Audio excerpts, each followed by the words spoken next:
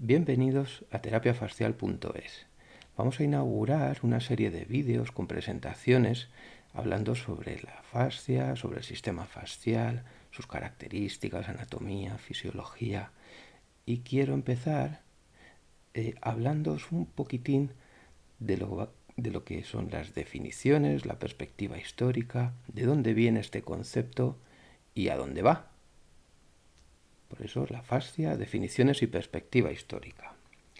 Fijaros, a nivel etimológico tiene un origen en el latín, que significa banda, como una capa, no una banda de música, sino una capa encima de otra capa, encima de otra capa. Y en el siglo XVI ese término aparece en el primer libro de arquitectura en inglés, para referirse precisamente a bandas horizontales, a las capas que hay en el arquitrabe de los templos clásicos. Ahí tenéis un templo, la parte más alta del templo, y el arquitrabe, que lo tenéis aquí a esta altura, contiene una serie de capas, aquí una fascia, otra fascia, otra fascia, y recibían ese nombre con origen en el latín, donde ya significaba banda o capa. Un poquito más adelante, en el mismo siglo aproximadamente, se publica un libro de anatomía, un libro de anatomía español, donde se representa la fascia superficial, pero de una manera muy especial, porque aparece como diseccionada. Aquí veis el puñal con el que se ha diseccionado la fascia superficial, junto con la piel que se está sosteniendo de un brazo, y además parece que el modelo como que lo observa. Este atlas es de origen español, como decía, es de Juan Valverde de Amusco, y la ilustración es de Gaspar Becerra. Sin embargo, la palabra fascia no aparece en ningún momento en ese atlas. Solo aparece esta ilustración, que además tiene como una especie de contenido alegórico. De alguna manera, algunos están interpretando que el cuerpo se ha despojado de su alma al quitarse la piel, que es lo que hace que seamos reconocibles de alguna manera. Fijaos que un poquito más adelante, en el siglo XVII, las ilustraciones seguían siendo muy pobres en detalles. Tenemos este atlas de Cowper, en el que, se empiezan a representar un poquito las capas cuando se quitan la capa de la piel, la capa de grasa, la fascia superficial unida a ellas, y lo que va debajo, que son los músculos, que hoy llamaremos miofascia. Y sí que se representa muy bien aquí la fascia toracolumbar y sus uniones con la musculatura, en este caso el dorsal ancho o el glúteo mayor, cómo se enganchan directamente a esta fascia toracolumbar, pero todavía sin denominarla de esta manera. Es en el siglo XIX cuando Jean-Baptiste Bourgerie da un gran salto de calidad en la ilustración anatómica en general y en la ilustración fascial en particular.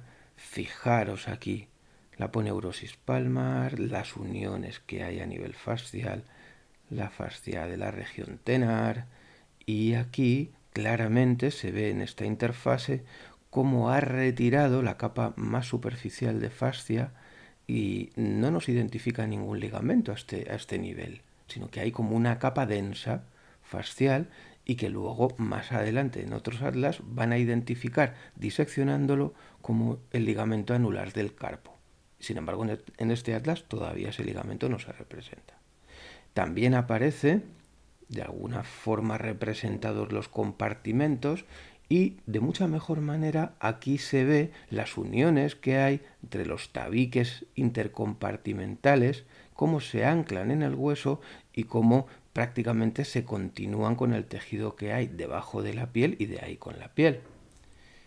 Mejor se ve incluso en esta imagen, ¿no? Donde la base del cráneo está unida a todo este conglomerado fascial, sería la fascia bucofaríngea o perifaríngea, y fijaros en esta otra visión, en esta sección transversal, cómo los compartimentos fasciales ya coinciden con muchos de los atlas de anatomía que tenemos a día de hoy. Incluso todos estos compartimentos, fascia superficial, profunda e intermedia, convergen en esta zona del ligamento nucal. Y estamos hablando del siglo XIX, algo que todavía es muy pronto en el estudio de la anatomía. Aquí tenéis el atlas de Bourgerie, es una maravilla a nivel artístico, a nivel ilustrativo. Más o menos en el mismo siglo hay una persona, un clínico, que empieza a darse cuenta de que este tejido puede ser importante para la consulta, para la clínica, para el tratamiento. Esa persona fue Andrew Taylor Still, el considerado padre de la osteopatía, el primero en fundar una escuela en la que enseñar osteopatía en Kirksville, y ha sido objeto de un estudio en los últimos años, porque él dedicó gran parte de su trabajo al estudio de la fascia. De hecho, una de sus frases es que él decía que la fascia rodea cada músculo, cada vena, cada nervio y todos los órganos del cuerpo. Gracias a su acción vivimos y debido a su decadencia morimos. Y hay una persona, Jane Stark, que ha escrito una tesis doctoral en el año 2005 sobre precisamente el papel que juega este tejido fascial en el trabajo de Andrew Taylor Still. Y ahí tenéis la referencia, la fascia de Still, una investigación cualitativa para enriquecer el significado detrás de los conceptos de la fascia que tenía Andrew Taylor Still. Muy interesante, publicada en inglés, publicada en alemán, y se puede consultar en internet. Sin duda, Still fue y sigue siendo la gran influencia en todas las escuelas, osteopáticas o no, pero que dedican su estudio, su atención al estudio, al aprendizaje, a la enseñanza de la terapia sobre la fascia. Por ejemplo, en los años 40 influyó mucho en Ida Rolf, que fundó su escuela, fundó la escuela de Rolfing, y fue la primera en desarrollar un método de valoración y tratamiento exclusivamente fascial. Hablamos de los años 40 del siglo XIX, del siglo pasado, hace ya casi 100 años, camino de 100 años. Hablaremos de ella en algún otro vídeo. Vamos a hablar precisamente de la influencia que tuvo ella en otros investigadores posteriores, de su manera de tratar. Hay cosas muy curiosas, vídeos que podemos enseñar y merece la pena dedicarle un tiempo. Y un poquito después aparece John Barnes en los años 80. John Barnes es fisioterapeuta, no es un osteópata, y él desarrolla un método de tratamiento diferente al Rolfing que había desarrollado Ida Rolf. Él dedica su método a trabajar la fascia de una manera muy suave. Digamos que lo que hacía era, con una ligera tensión mecánica o compresión mecánica, esperar los cambios que se iban produciendo en el tejido. También hablaremos sobre él en otros vídeos. Tiene una perspectiva muy interesante, ha influido en mucha gente, y aunque él sigue vivo y sigue viviendo en Estados Unidos, no ha venido a Europa, aunque sí algunas personas están enseñando su método aquí. Incluso hay métodos que se llaman de otra manera, pero que han bebido mucho del método de John Barnes, y merece la pena seguirle un poquito. Pero volvemos con la anatomía fascial. Durante el siglo XX, los atlas de anatomía no dedican apenas nada al estudio de la fascia. De hecho, muchas veces lo que hacían era quitarla. Resecaban el tejido fascial para estudiar lo que había debajo, los músculos, las vísceras, lo que sea. Y lo que podíamos encontrar era precisamente esto, que es un dibujo de una disección. Un dibujo que es una interpretación de una disección que es otra interpretación de lo que realmente es un cuerpo humano. Cada anatomista puede diseccionar de una manera diferente, ¿no? Y pues nos encontramos con este tipo de situaciones donde la fascia prácticamente no existe, no se la ha tenido en cuenta, salvo en algunos lugares muy concretos. Y este maltrato, entre comillas, al tejido fascial fue lo que llevó a Robert Sleep, a principios del siglo XXI, a llamar al tejido fascial la cenicienta de todos los tejidos, como que no se la tenía mucho en cuenta, ¿no? Tenéis a Robert Sleep, sigue siendo uno de los máximos exponentes de investigación sobre la fascia. También hablaremos un poquito sobre él.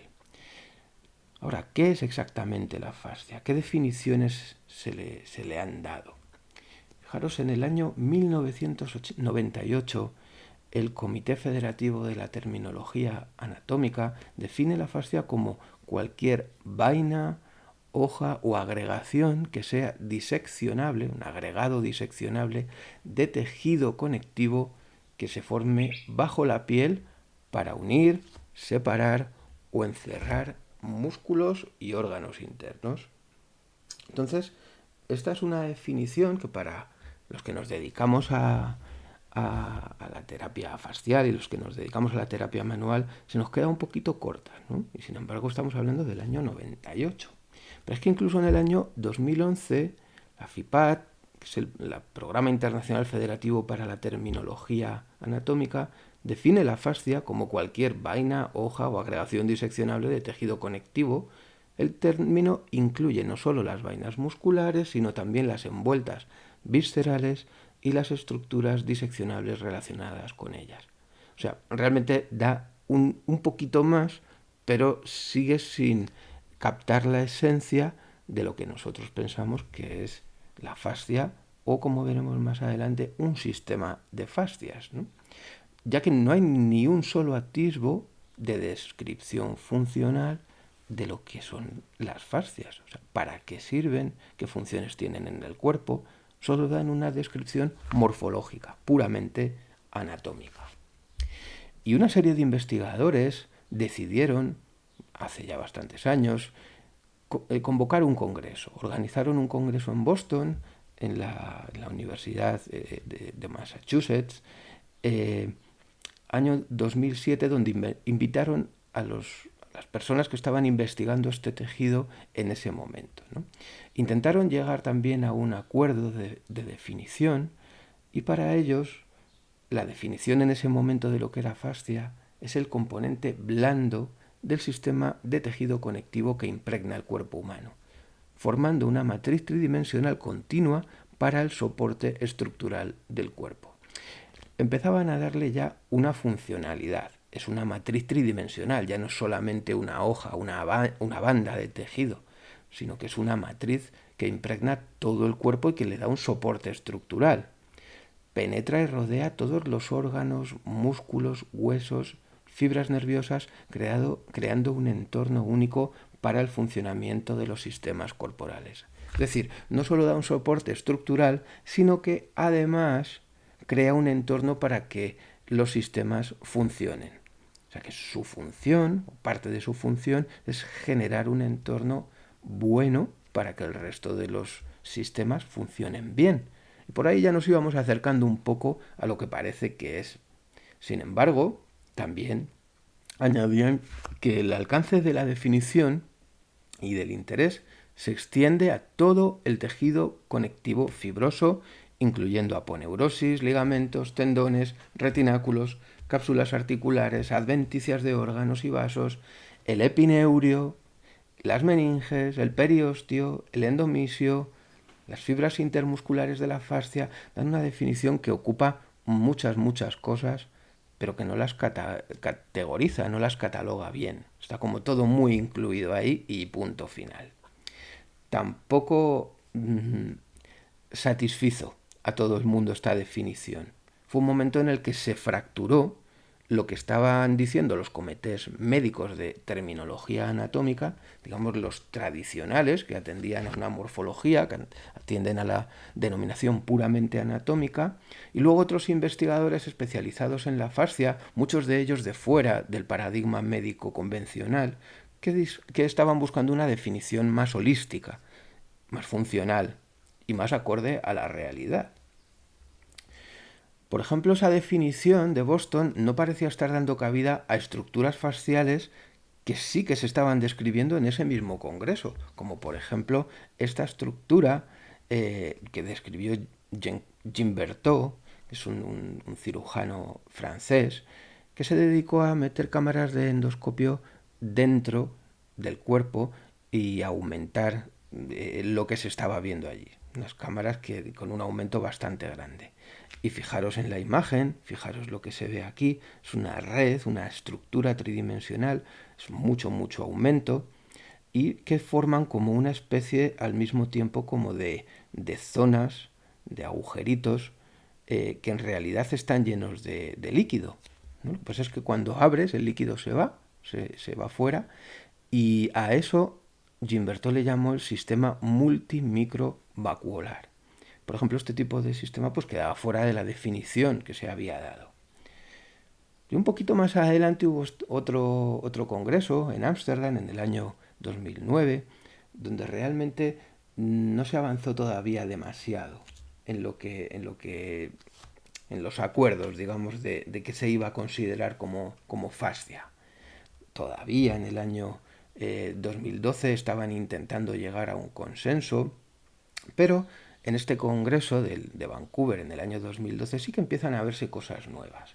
Por ejemplo, esta diapositiva lo que está señalando son los talleres que se habían hecho en ese congreso mmm, a nivel práctico. Y entonces podemos ver, fijaros, terapia de estiramiento facial, teoría, investigación y práctica. Luego el taping funcional facial, lo que es el vendaje, manipulación facial, la técnica de Stecco, terapia manual para el sistema miofacial. Digamos que fue un congreso con una orientación clínica bastante más amplia y bastante más enfocada. Si los congresos anteriores habían sido puramente científicos y se habían dedicado pues a dar definiciones, a dar la fisiología, etcétera, pues aquí ya se está buscando explicar las aplicaciones prácticas de lo que se está haciendo a nivel del tejido fascial.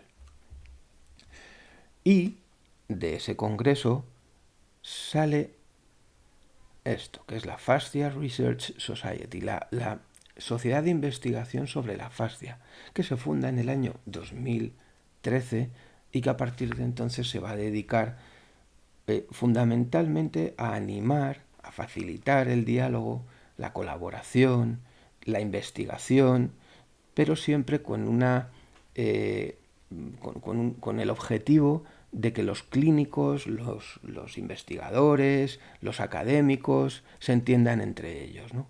Que haya una colaboración entre todas estas personas que se dedican a diferentes campos de la salud. Unos investigan, otros son profesores, otros son puramente clínicos, y que todos intenten ir juntos en un mismo camino para intentar saber qué es lo que le pasa en la fascia a nivel patológico, cómo funciona a nivel fisiológico y cómo podemos actuar sobre ella a nivel terapéutico. En el año 2014, un año después de su fundación, se forma el Comité para la Nomenclatura de la Fascia. Además, este comité es instado por la Federación Internacional de Asociaciones de Anatomistas para que busque una definición de consenso. Pero como estaba viendo cada vez más peleas entre unos y otros para ver lo que es la fascia y cómo la definimos, vamos a decir, oye, vamos a llegar a un consenso. Un consenso que no era una cosa fácil conseguir ese consenso, ya que se partía de sitios bastante alejados y bastante diferentes, ¿no? Y en el Congreso de 2015 en Washington, Carla Stecco, una de las investigadoras más predominantes sobre la fascia y más importantes, es precisamente la encargada de dar la charla sobre el consenso anatómico en la nomenclatura. Carla había publicado el año anterior, en 2014, el primer atlas de anatomía fascial, de anatomía y fisiología fascial. Y su definición precisamente es esta. Una fascia es una vaina, hoja o cualquier otro agregado de tejido conectivo que se forme bajo la piel para insertar, encerrar y separar músculos y otros órganos. De tal manera que su definición no era muy diferente a lo que ya se había definido anteriormente a nivel anatómico y morfológico por otros comités, y eso a mucha gente no les gustó. Eso a mucha gente de hecho le sentó incluso un poquito regular. Pero bueno, se escudaron en que todavía estaban trabajando y que todavía estaban intentando llegar a un acuerdo de consenso, y de hecho desde ahí, este es el libro de Carla Esteco, El Atlas Funcional del Sistema Fascial Humano, un libro absolutamente recomendable, donde se recoge no solo a nivel anatómico, sino también clínico, y de momento es el más completo que tenemos, es lo mejor que se puede consultar. Bueno, como decía, ellos se escudaron en que estaban todavía intentando sacar una definición de consenso más completa. Y durante el año 2016, en una serie de conferencias telemáticas, Schleip y otros colaboradores optan por definir, además de una fascia, como habían acordado definir anteriormente, van a definir el sistema fascial, que es un concepto mucho más amplio. Es más funcional y además con una orientación holística. Fijaros, la definición no es pequeña. El sistema fascial consiste en un continuo tridimensional. Esto es herencia directa de lo que decían en Boston. De tejido conectivo laxo y denso, blando y con colágeno en su interior que impregna todo el cuerpo. Incorpora elementos como el tejido adiposo, las adventicias, vainas neuromusculares, aponeurosis, fascia superficial, profunda, epineurio, cápsulas, ligamentos, membranas, meninges, expansiones fasciales, periósteo, retináculos, septos, tendones, fascia visceral y todo el tejido conectivo muscular, el intramuscular y el intermuscular, incluyendo el endomisio, el perimisio y el epimisio. Más o menos establecen una clasificación de todo lo que se está incluyendo en esta definición del sistema fascial, pero la parte más importante, a mi juicio, es esta: es un continuo tridimensional. O sea, forma una matriz tridimensional. El sistema fascial está en todo el cuerpo, rodea todo, impregna todo y tiene mucha influencia en todo lo que ocurre en todos los sistemas corporales.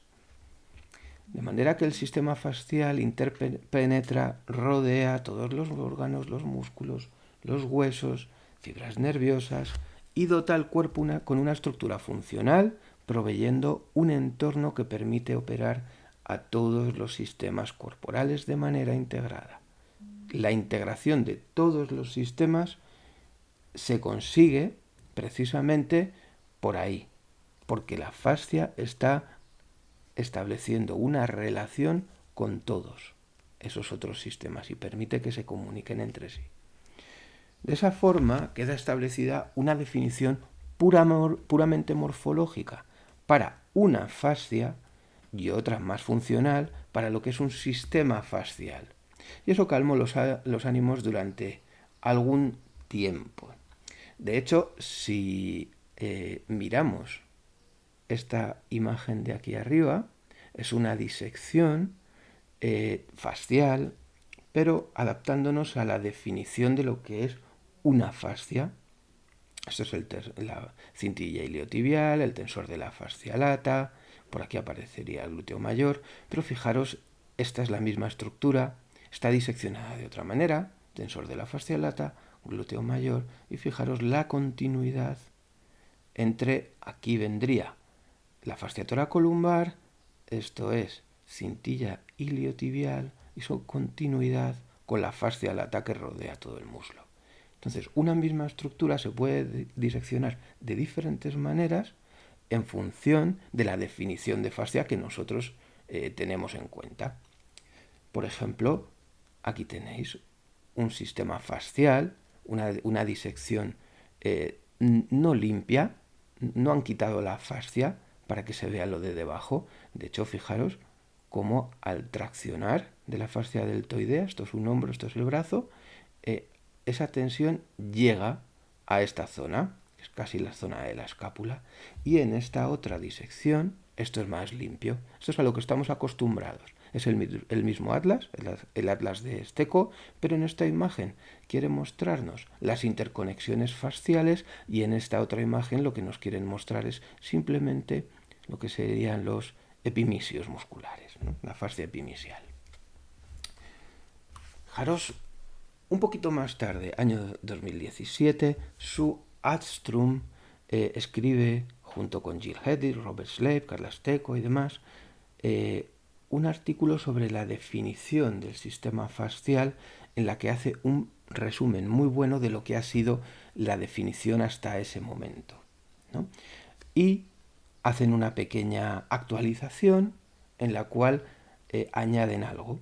Dice, el sistema fascial interpenetra, rodea y se entrelaza entre todos los órganos, músculos y huesos y fibras nerviosas, dotando al cuerpo con una estructura funcional y proveyendo un entorno que permite operar a todos los sistemas corporales de manera integrada. Añaden este entrelazamiento que no estaba previsto. De manera que lo que se forma es una red sin fin en el cuerpo, una red fascial, una red tridimensional.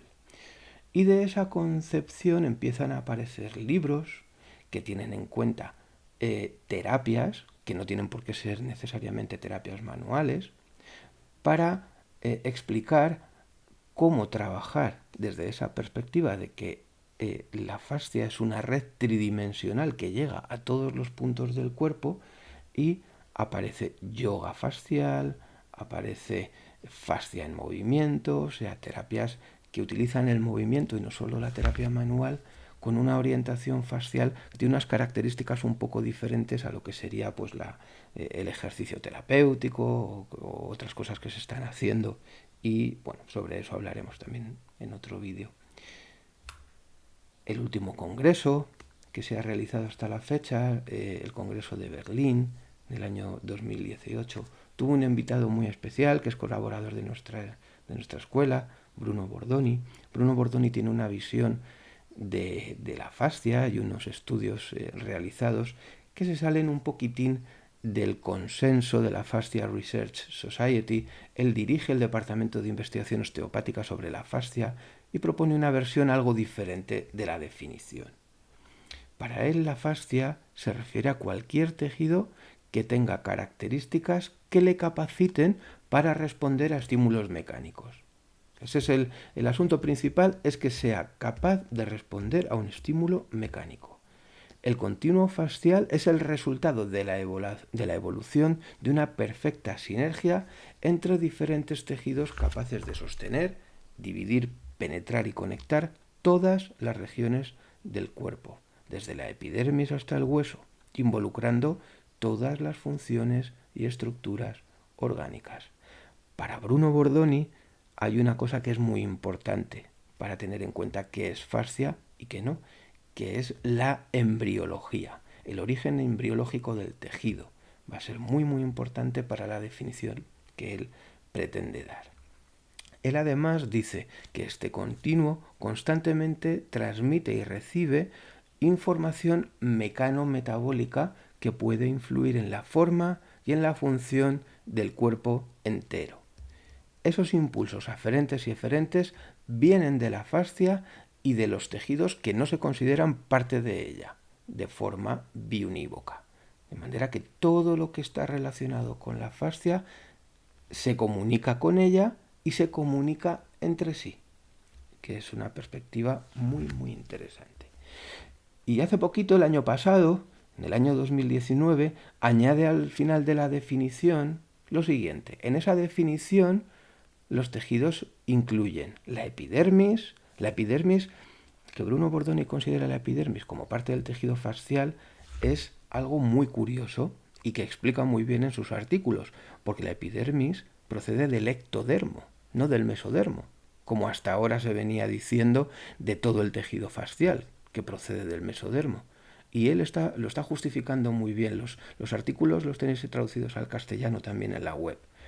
La epidermis, la dermis, grasa, sangre, linfa, vasos sanguíneos y linfáticos, los tejidos que cubren los filamentos nerviosos, o sea, endoneurio, perineurio y epineurio, las fibras musculares estriadas voluntarias y el tejido que lo cubre y lo permea, como el epimisio, perimisio y endomisio. los ligamentos, tendones, aponeurosis, cartílago, hueso, meninges y la lengua. Y lo más llamativo, por supuesto, está aquí. Aparte de la epidermis, la sangre y la linfa, los vasos sanguíneos que tienen un gran contenido de colágeno. Pero la sangre y la linfa, la fascia no tiene que ser un tejido fibroso. Esto es fascia en fase líquida o pseudolíquida. Y esto es muy interesante de analizar. Lo haremos un poquito más adelante. Hasta el momento estas son las definiciones que tenemos, son las definiciones más aceptadas para saber y más certeras para saber lo que es la fascia, lo que es un sistema fascial y qué es lo que incluye. Y espero que me podáis escuchar y ver alguna diapositiva más, alguna presentación más. Estamos trabajando en ellas, poquito a poco las iremos compartiendo.